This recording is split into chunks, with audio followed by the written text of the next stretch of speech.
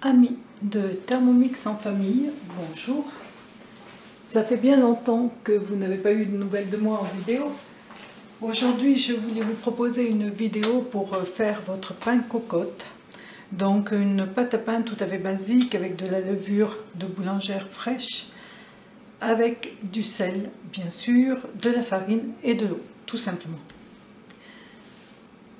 Pour commencer, je vais mettre, en utilisant la balance qui est ici sur le TM6, 300 g d'eau.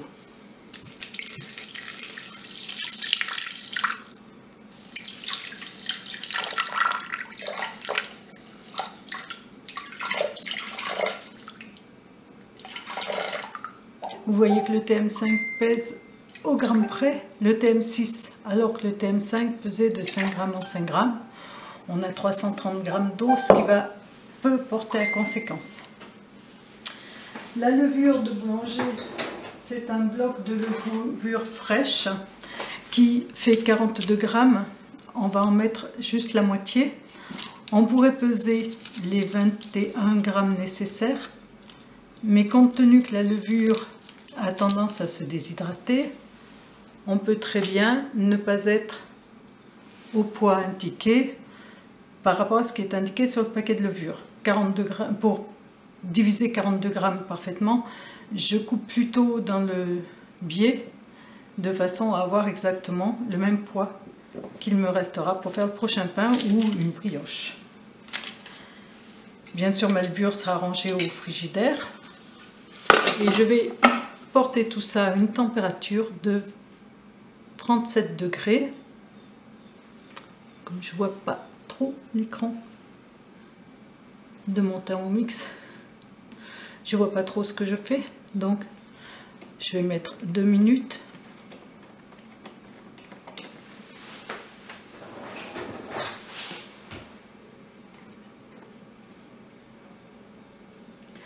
Je demande la température de 37 degrés et je mets à vitesse 2. Ça va bien me mélanger la levure et chauffer l'eau, ce qui va permettre à ma levure de démarrer assez rapidement.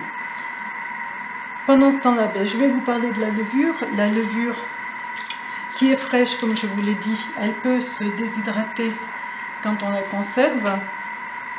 Donc, je la range dans une petite boîte hermétique et je vais la mettre au frigidaire.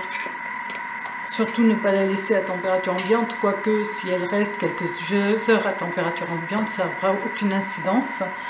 Et cette levure, vous allez pouvoir l'utiliser jusqu'à la date qui est indiquée sur le paquet, voire au-delà, dans la mesure où elle garde cette couleur beige clair, où elle ne devient pas sombre, verte et vraiment pas belle.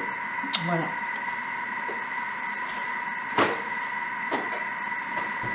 Vous pouvez aussi congeler la levure, à savoir que lorsque vous congelez un ingrédient, il faut l'utiliser très rapidement à la décongélation.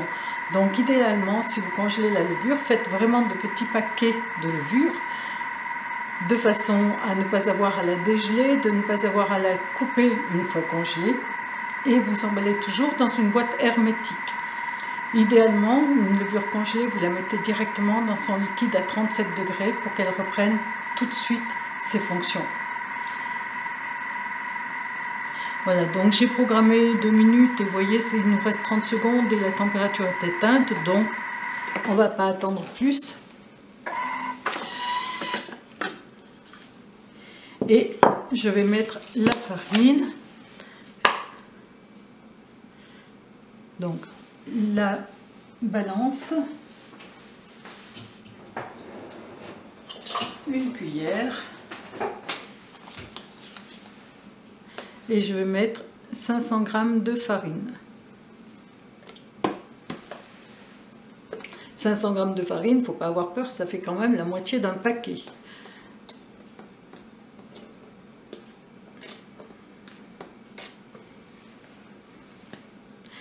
Il est bien évidemment que vous ne devez pas toucher le Thermomix en cours de pesée, que rien ne doit glisser sous l'appareil ou appuyer dessus, au risque de fausser la balance. Si vous avez un TM31, Vous veillerez à ce que le câble soit parfaitement déroulé et ne fasse pas de boucle sur le plan de travail. Si vous avez du TM6, ça n'a aucune importance. Pardon, j'ai mis donc la farine. Je vais rajouter mes 2 cuillères à café de sel. Donc pour info, ça doit faire à peu près 10 grammes, un petit peu plus, un petit peu moins. 8 grammes pour 500 grammes de farine, c'est tout à fait correct. Il est évident que le sel ne doit pas rentrer en contact avec la levure parce qu'il peut gêner son développement. Par contre, dans une pâte à pain, le sel est tout à fait approprié et il est bienvenu puisqu'il va permettre à la farine de développer le gluten. Il va renforcer le gluten. Et c'est le gluten, bien sûr, qui va permettre la pousse de la pâte. Alors, une fois que on a pesé, on va passer en mode pétrin. Et je vais programmer 5 minutes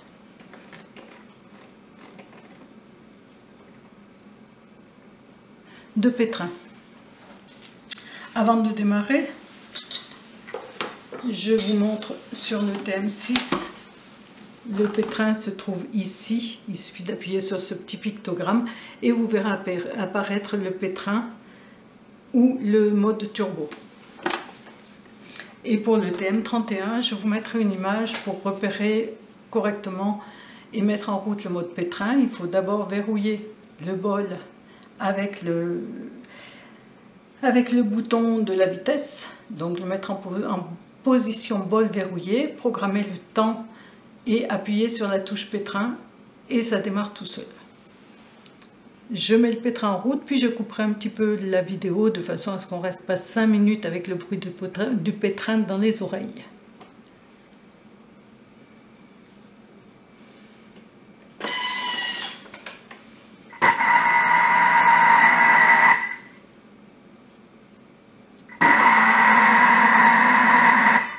Alors si on m'entend entre 2 tours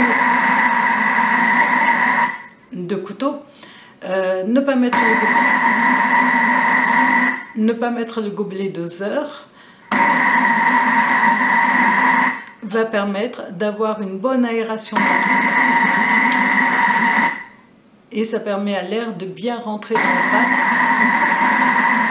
en cours de pétrin. Voilà, on revient dans 4 minutes pour la fin du pétrin.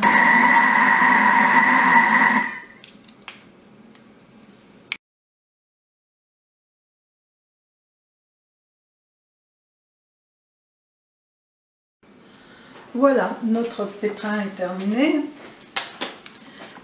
Donc, voici la pâte parfaitement pétrie. Elle est souple et elle est tiède, elle a une bonne température. Elle ne colle pas trop aux doigts. Elle est impeccable. Donc, je vais personnellement la laisser monter dans le bol. Mais vous pouvez aussi bien la laisser monter, la mettre en boule et la faire monter sur une feuille de papier sulfurisé, sur une feuille de cuisson, sur un plan de travail, dans un saladier. Pour bien la faire monter, bien sûr, il faut une température qui reste douce. Douce et à peine élevée, c'est-à-dire entre 26 degrés et 32 degrés par exemple, vont être des températures optimales. Vous avez donc le choix, soit de la rapprocher d'un radiateur, d'une cheminée, de la poser sur la box, quoique je ne suis pas tellement pour cette solution. Au cas où la pâte déborderait, la box risquerait d'en être très affectée. Vous pouvez la faire monter dans le Thermomix, dans le Varoma du Thermomix, donc la mettre en boule, la mettre dans un petit saladier qui va rentrer dans le Varoma. À ce moment-là, vous avez ici, par exemple, le mode fermentation. Vous mettez un verre d'eau au fond du bol, vous réglez 70 degrés, votre pâte sera maintenue à 32 degrés tout le temps nécessaire à sa pousse. Bien sûr, il faut absolument contrôler, vous ne pouvez pas déterminer à l'avance un temps de pousse, il faut que votre pâte ait doublé de volume. Vous pouvez aussi la faire monter sous cloche. Donc par exemple, prendre un saladier bien gros, bien lourd, bien épais, le chauffer un petit peu avec de l'eau chaude ou ce que vous voulez pourvu que vous ne le fassiez pas éclater. Vous mettez votre boule de pâte et vous refermez le saladier dessus. L'essentiel étant que la pâte soit à l'abri de la déshydratation et ne fasse pas de croûte en surface. Il faut qu'elle garde une température et un degré d'humidité. Vous pouvez tout aussi bien, puisque vous allez utiliser une cocotte pour la cuisson du pain, faire la même chose avec votre cocotte, la chauffer un petit peu et la retourner sur la pâte, de façon à la maintenir sous cloche. Un petit point sur l'eau. La qualité de l'eau, toujours importante pour une bonne pâte. Si votre eau est trop calcaire, je vous recommanderais de prendre de l'eau en bouteille, mais prenez celle sur l'étiquette, vous regardez, l'eau qui offrira le moins de résidus à sec. Le résidu à sec étant tout ce qui est sels minéraux qui reste après évaporation de l'eau. Donc une eau très très douce et si possible la moins chlorée possible puisque le chlore va détruire les micro-organismes. La farine, il vous faut une farine qui soit de type 55, donc T55. Vous voyez, il faut qu'elle s'agglomère bien. Qu'elle soit blanche, qu'elle soit bise, ça n'a que peu d'importance. Disons que plus elle est blanche, la T45 convient aussi dans la mesure où elle n'est pas fluide ni dite sans grumeaux. Si votre farine, c'est comme ici, de la T55, donc de la farine blanche, la plus basique qui soit, vous aurez un pain qui va pousser parfaitement avec 300 g d'eau. Plus vous allez augmenter le chiffre de la farine, plus votre farine va contenir du son, moins elle sera blanche. Plus votre farine va contenir de son et d'éléments autres que la farine pure, plus elle va être lourde et difficile à pousser. Donc il va falloir l'hydrater un tout petit peu plus et rajouter du temps de pousse.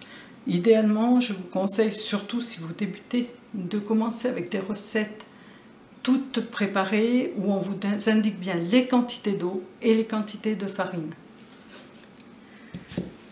Le sel, comme je vous le disais, il est indispensable même s'il nuit au développement de la farine, de la levure. Il est indispensable parce qu'il va renforcer le gluten. Le gluten étant la structure qui va se développer dans la farine et qui permet de retenir les bulles de gaz. Sans gluten, votre pain ne monte pas. Les bulles de gaz ne vont pas rester dans la pâte. Et les bulles de gaz, elles sont produites par la levure. Autre chose, eh bien, je ne vois pas. Je pense de toute façon que je vous remettrai tous ces détails bien lisibles dans l'article qui accompagnera cette vidéo sur le site tef-original.fr. Voilà, je vais couper le temps de pousse de la pâte et je reviens tout à l'heure pour vous en expliquer le façonnage et la mise en cocotte. Donc je vais me programmer une petite heure tranquille. Je pense qu'il va me falloir à peu près ce temps-là. Voilà, à tout à l'heure. Voilà, on se retrouve pour un point sur la pousse à la mi-temps. Voici où on en est. Donc, eh bien, ma foi, on vous remet sur le socle. On couvre bien. Et on va attendre encore un petit peu. Il nous reste une demi-heure d'attente, donc on va attendre, je reviendrai voir dans 20 minutes et je verrai bien où on en est. À tout à l'heure.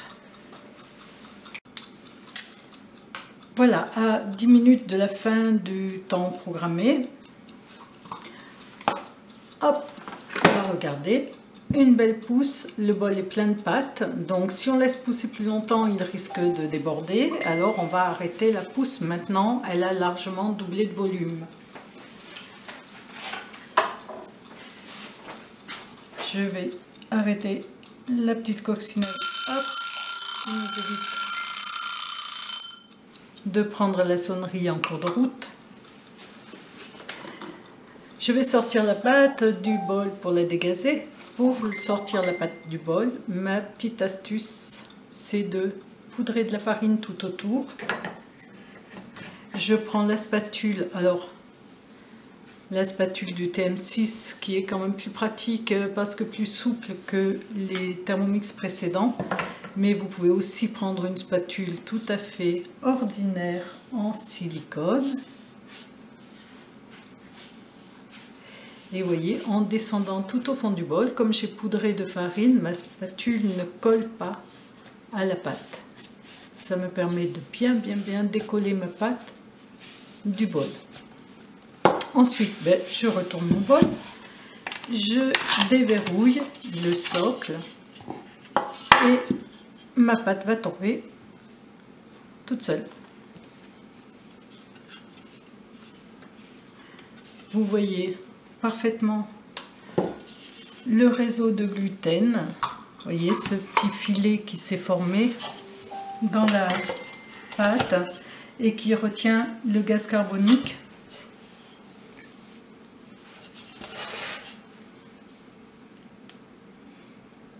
Je dégage mes couteaux et je vais mettre mon bol à tremper dès que j'aurai dégazé ma pâte et remise en boule.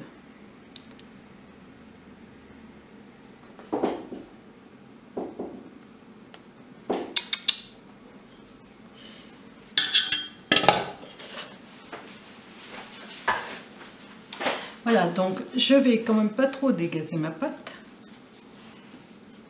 Vous voyez, je ramène tout le tour au milieu. Je retourne et voilà, ma boule est formée. Cette boule de pâte, je vais l'installer au fond de ma cocotte en fonte. Donc une cocotte, ça peut être n'importe quel récipient pourvu qu'il soit muni d'un couvercle, qu'il puisse passer au four et supporter la température de cuisson. Bien sûr, si la poignée du couvercle ne supporte pas la température, vous pouvez toujours la dévisser et ne pas la mettre. Le principe du pain cocotte, c'est de cuire votre pain dans un milieu confiné et ne pas faire de deuxième pouce. C'est-à-dire que là, voyez-vous, je vais mettre mon pain. Vous pouvez utiliser du papier sulfurisé. Personnellement, j'utilise une toile de cuisson que je réutilise pour chaque cuisson, que je nettoie, que je lave et que elle est pré-découpée de façon à épouser les bords de la cocotte. Je centre bien mon pâton et je vais le grigner. Donc pour le grigner, vous prenez simplement un couteau très fin, bien affûté, et vous passez en biais. Vous faites le dessin qui vous plaît. Votre lame doit rentrer à peu près d'un demi-centimètre dans le pâton et en biais. Voilà. Hop, le couvercle, indispensable. Alors votre cocotte, ça peut être une cocotte en pyrex, ça peut être une cocotte en fonte, ça peut être la cocotte tupperware en faisant attention à la température qu'elle supporte, la température de cuisson. Il y a un modèle, je ne connais pas trop les cocottes tupperware, mais un modèle qui ne dépassera pas les 200 degrés et un modèle qui monte jusqu'à 240 degrés. Donc privilégiez celui qui monte à 240 degrés, je crois que c'est la cocotte Ultra Pro. Voilà, vous pouvez aussi, si vous n'avez pas de cocotte, tout comme pour la pousse du pain, vous installez votre pâton sur une plaque de cuisson et vous retournez toujours votre gros saladier, qui est toujours utile, vous le retournez sur le pâton. Ça va créer ce milieu confiné. Et il suffit que le saladier supporte la haute température de cuisson du pain. Le pain cocotte ne nécessite pas de deuxième pouce avant cuisson. Donc, je vais l'enfourner directement.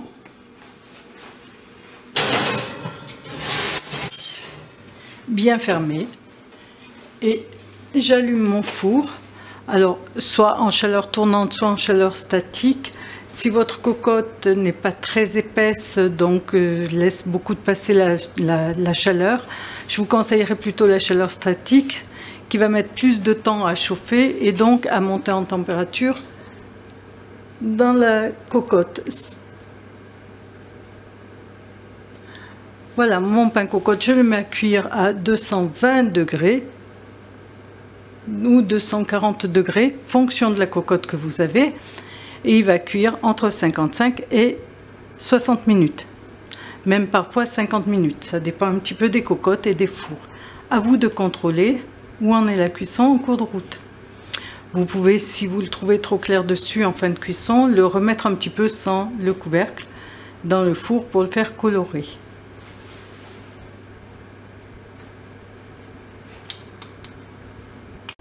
À savoir que dans le principe du pain cocotte, votre pâton va monter jusqu'à ce qu'il ait atteint la température interne de 50-60 degrés. Une fois cette température-là atteinte, la levure va périr.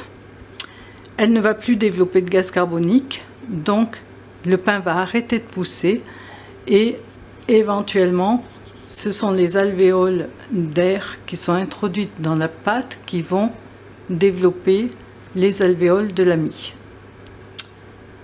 Voilà, on se retrouve tout à l'heure après la cuisson du pain pour voir le résultat.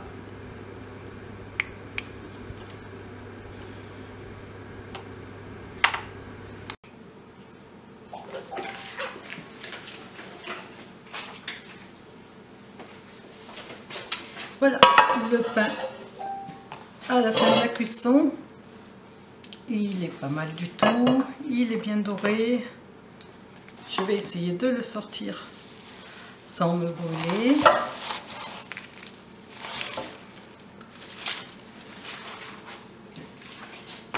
Hop, et on le met à refroidir sur une grille pour qu'il ne garde pas l'humidité et qu'il ne se ramollisse pas. Voilà, à vous de faire votre pain cocotte. Puis je vous souhaite une bonne dégustation de ce pain. Je vous mettrai une photo après la coupe, mais on va le laisser refroidir un petit peu, n'est-ce pas? À bientôt pour une prochaine vidéo, en espérant que celle-ci ne vous ait pas paru trop longue et qu'elle soit assez détaillée quand même pour vous. Rendez-vous sur le site tef-original.fr pour avoir les détails de la recette et plus de détails concernant les levures, les farines et les panifications. À bientôt, au revoir.